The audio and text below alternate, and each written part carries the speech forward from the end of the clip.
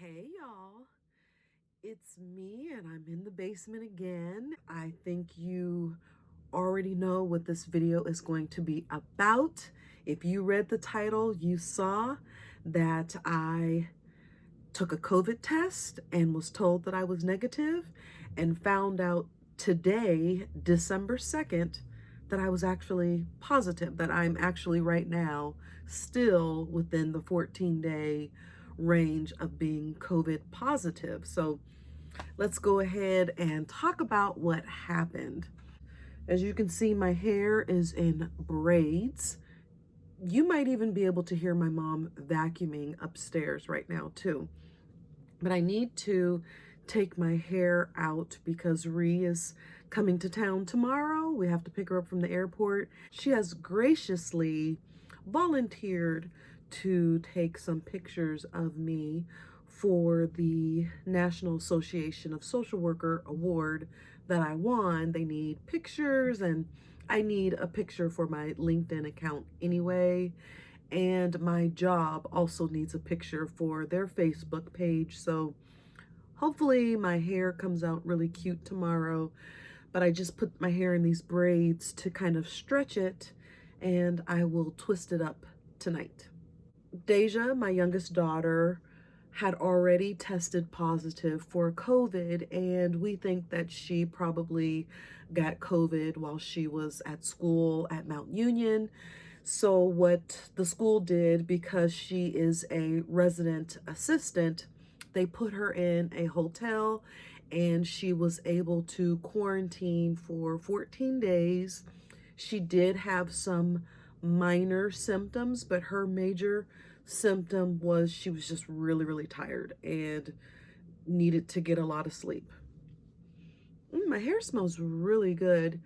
All I have in my hair right now is some shea butter and some leave-in conditioner from Love's Naturals. That's all I have in my hair right now, and it smells really good.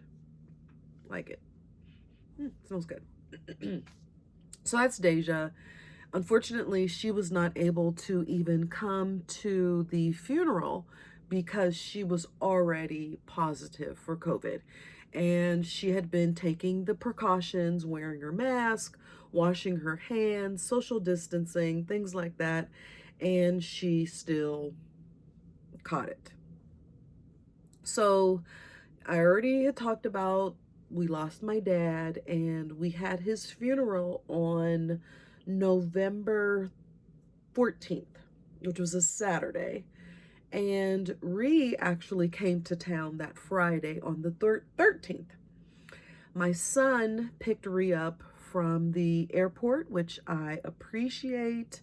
I mean, I don't know how many of you have a brother or a child that willingly volunteers to pick you up from the airport, and that's what my son did. So D picked up Ree from the airport on Friday. So he was just, riding her around and taking her everywhere she needed to go and taking her to the store. They spent a lot of time together. And then for the funeral, which was Saturday, they actually rode in a car together.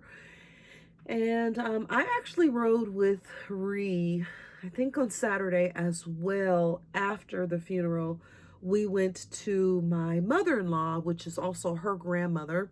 Mind you, for the funeral, we all had on masks. Only 20 people were allowed inside the funeral. And so I hope it wasn't a super spreader event. I haven't heard that anyone else has tested positive. If anyone got their tests from the same place that I got my test, there's no telling. They could possibly be COVID positive and not even know. I mean, the place was janky. So let me just go back to the day of the funeral. We go to the funeral, la la la la la. Everything's fine. We went to my sister for I think they call it a repast today. But really, there wasn't a lot of people at my sister's house.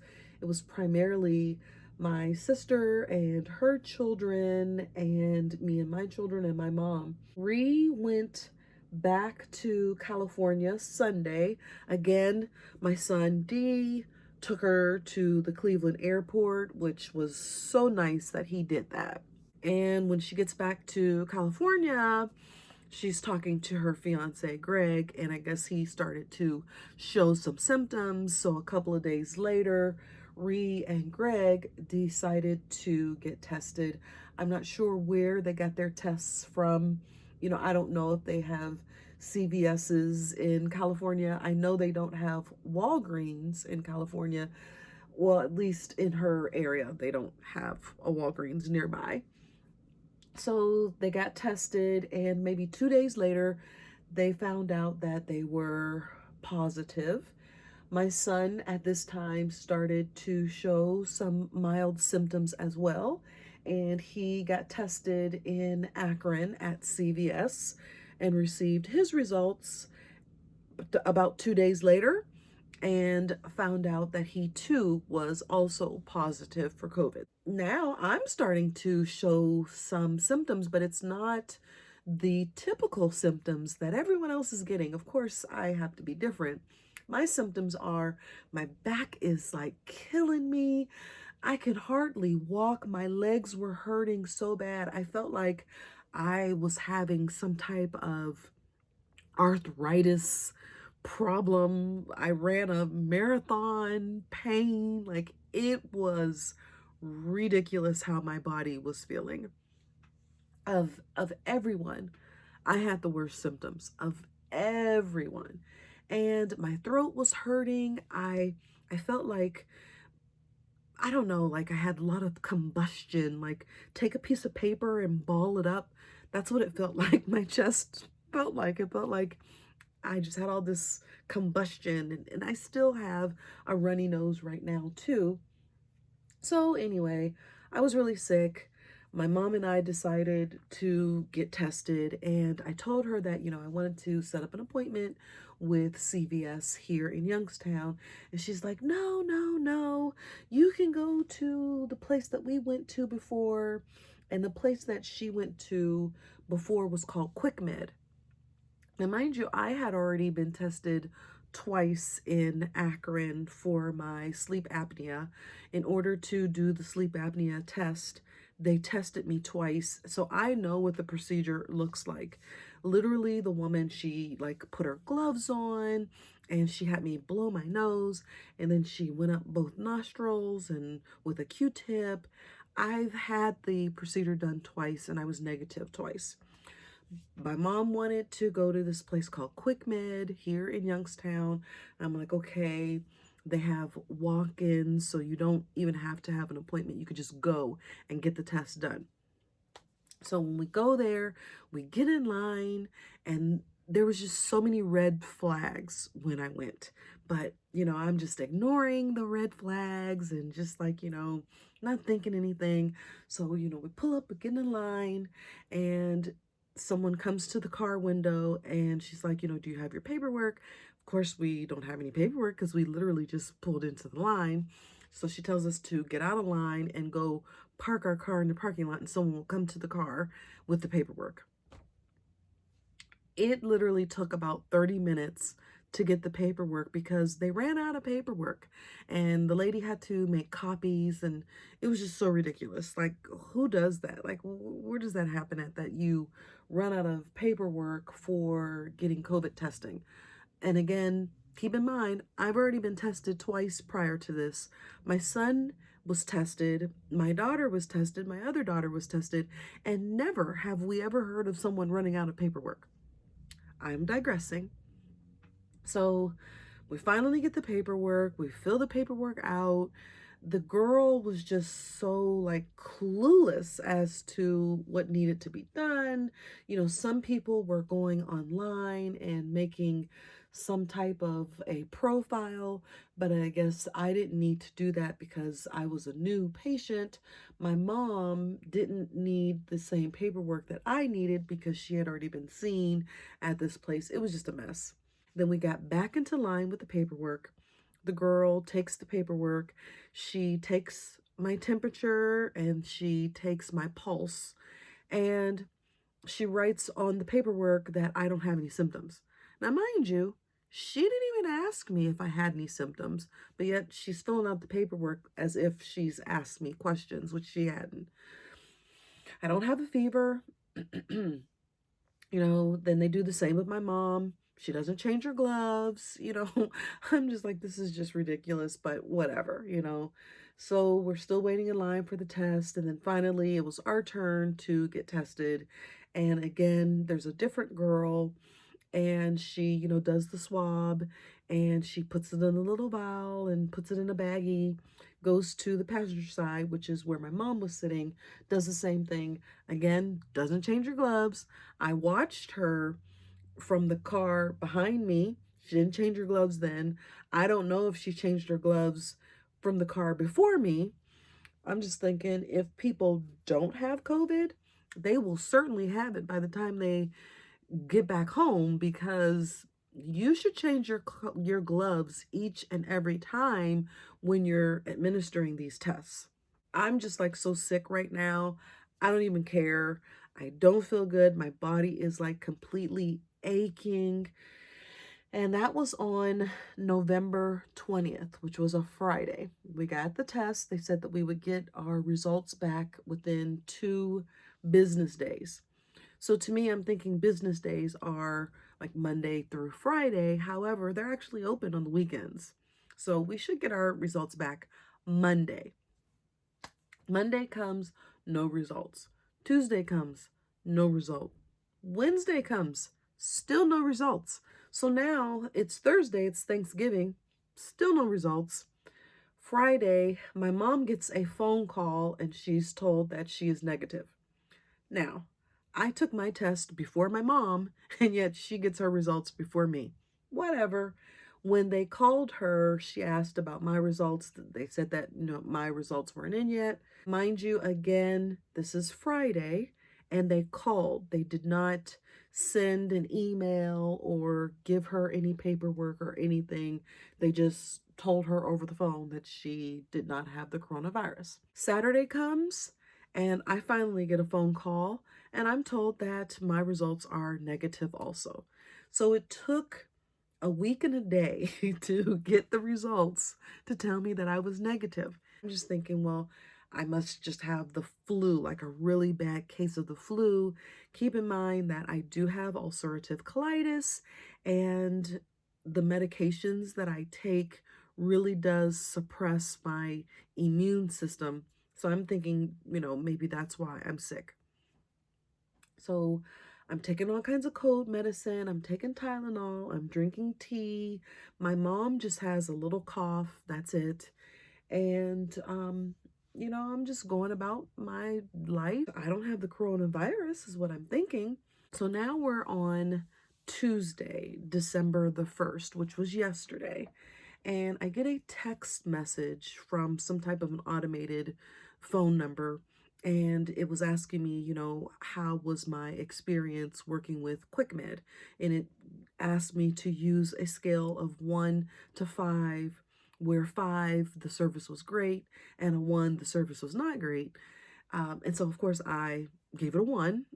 I got a response back asking, did anything happen? I said yes, it was very unorganized. It took a long time to get my results. And also, when the person called me, she asked for Selma.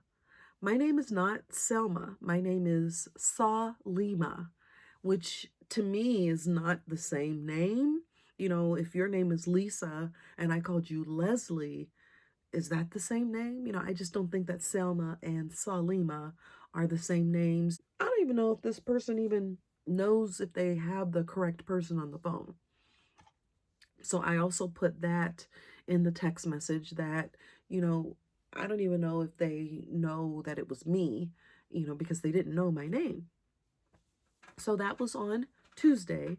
After I did that, I got a phone call from someone who apologized and explained that they had a backlog of the results, and they kept asking for the results and kept asking for the results, and didn't get the results for a week later from the company and all this kind of stuff, whatever. So I said, okay, can I please have a copy of my negative results, some type of an email or some type of paperwork that verifies that I was negative. And the only reason why I wanted it is, just in case if my employer asks if I, tested positive, I can show them, no, I tested negative. And my son had something that showed that he was positive. Ree had something that showed she was positive. I'm like, I want something that shows that I was negative. If anything, you want to see something since I was negative. She said, yes, what's my email address? I gave her my email address, which is just my first and last name at AOL.com. Spelled it out for her, no big deal. I'm waiting, I'm waiting, I'm waiting. Still nothing from this company. So the day goes by, I upload a video, and it took over 2 hours for yesterday's video to upload. Finally, the video uploaded around 11:15, and I'm using my cell phone for these videos, so I can't click off of the uploading process. I have to stay on that, so I can't see if I'm getting any text messages during this time. And during the time that yesterday's video was loading, the woman who I spoke with on the phone had sent me a text message, and she also tried to call me at 11, maybe 11:07 p.m. last night. And she texted me and she said, if you're up, please, give me a call. I need your email address, whatever, blah, blah, blah. So I did not call her back because it was late and I work during the day, so I had to go to bed. So I went to bed and I called back when I was on my break today, Wednesday. I called back at 10 o'clock, and lo and behold, she tells me that I actually tested positive, that there was some type of a glitch in the results, and I they reran my results. I mean, it just didn't even make any sense. They reran my test results and found out that I was actually positive and not negative. So she gave me the phone number to this guy named Trevor, and I called him, and he was explaining what happened, blah, blah, blah, la, la, la. I mean, it just so janky, such ridiculousness. I've heard people having false positives when they're really negative. I would rather have a false positive when I'm negative instead of having a false negative when I'm really positive. But I really wasn't even false negative. I don't think they really even gave me my results, to be honest with you. I think that this place was just janky and they were just lying. And I still haven't gotten any paperwork. This person named Trevor asked me for my email address also because he's going to send me my results. And it is 5 o'clock p.m. on Wednesday, and I still don't have anything in writing that says that I was positive or that I was negative. So if I were you, if you're watching this video and you want to get tested, do not go to any quick meds. If you have quick meds in your area, I would not utilize them. I would utilize places like CVS or Rite Aid or Walgreens or your doctor or something like that, because quick med is janky. And also, if you are around someone that does test positive for the coronavirus, if you can, just go ahead and quarantine, because there's a good possibility that you too are going to be positive. I don't know if my mom is really negative or if she is positive. She's not even coughing anymore, so she probably was positive. I'm glad to see that she's not sick because, she's elderly. I have a suppressed immune system because I have ulcerative colitis, so hopefully I don't get any sicker than I already am. But it's just really crazy.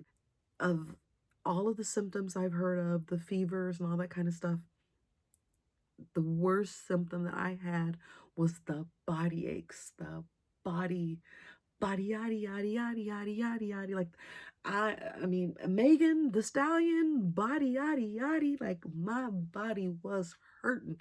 And I don't really recall hearing people saying that their body was hurting the way that my body was hurting. So if you are having body aches to the point that you feel like you can't even walk, 9 times out of 10, you are coronavirus positive or whatever it is that it's called. I don't even know. I really don't like my hair right now, so I'm going to try to twist it up and cross my fingers that it looks cute tomorrow. I just want to share that story with you all. Sorry that this is so long. Please don't forget to like this video, thumbs up, and subscribe to my channel. Leave me a comment and try to be safe out there because this coronavirus is crazy. Good day. Bye.